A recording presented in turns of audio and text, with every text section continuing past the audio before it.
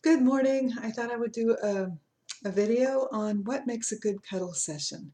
You might notice I've got a little microphone on this time.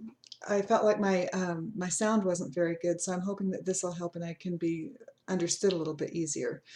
So when somebody comes to me and somebody asks, what's going on there? What do you do?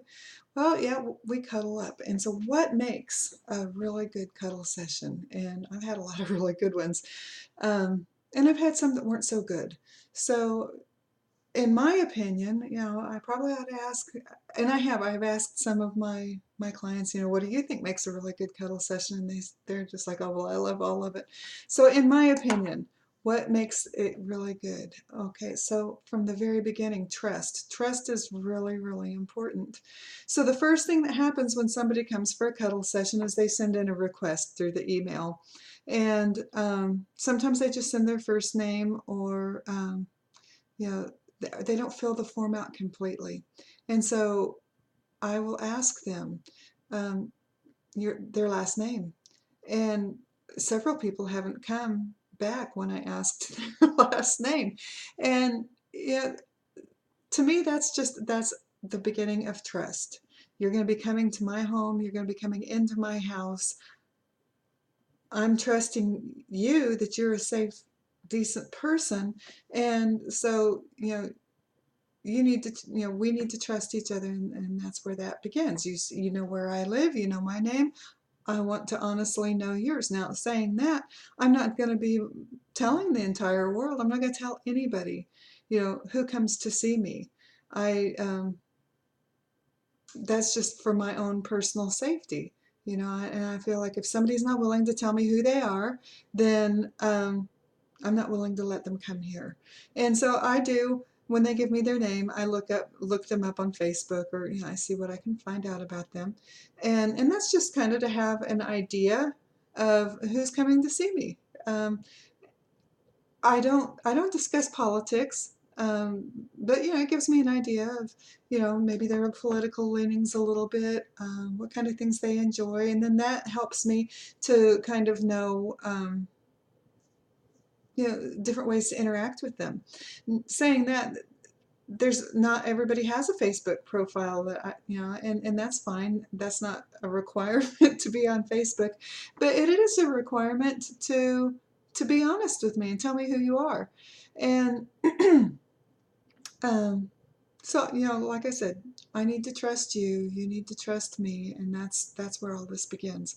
So then the second thing that makes a really good cuddle session is communication. And so that's, the second thing I do is I call and I talk to everybody on the phone, and I communicate and I talk to you and I tell you this is not a sexual service. If that's what you're looking for, I absolutely understand it. I have some sexual needs too, but I don't try to meet them through my clients, and my clients should not be trying to meet their sexual needs with me.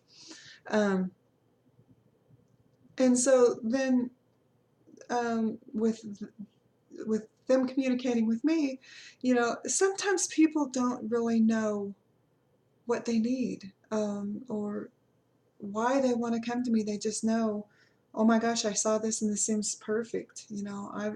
I know I need to be there. And so I ask them to kind of explore that, why do you think you need this? What are you looking for? And so we communicate.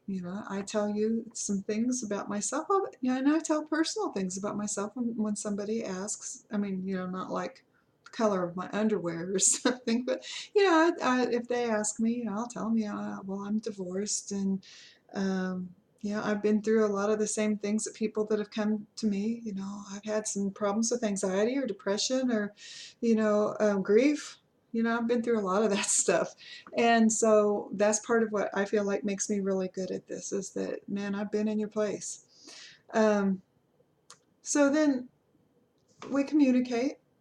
Another thing that makes this real successful is thought. When people put thought into what is it that they want, and maybe why do they want it. But so that's one of the next things I ask you on the telephone is, I want you to think about, what kind of touch do you like, what kind of touch do you not like, and what kind of touch do you find arousing, sexually arousing, because that's not my goal, is to get you guys all wound up and then say, oh no, you can't do that. So, arousal might happen, but I'm not trying for that. So, you know, and then to think, well, what do you want from this session besides, just, well, what kind of touch do I like? I like a scalp massage, or I love, when somebody rubs my back, or whatever. For you to think, well, I just want to hold somebody. And so then that lets me know, okay, I'm going to be held. Or for them to say, I just need somebody to hold me. Well, that's a different perspective. And, so we think and we communicate and we share. And so when we get into the situation, all of this continues. We continue to communicate and to share. And if, all of a sudden you decide, you know, I'm not really liking this. Then we change and we find a way to make it where you do like it. And so the sessions that I have had that are the least, I feel like, successful, are the ones where somebody says, I don't know what I want.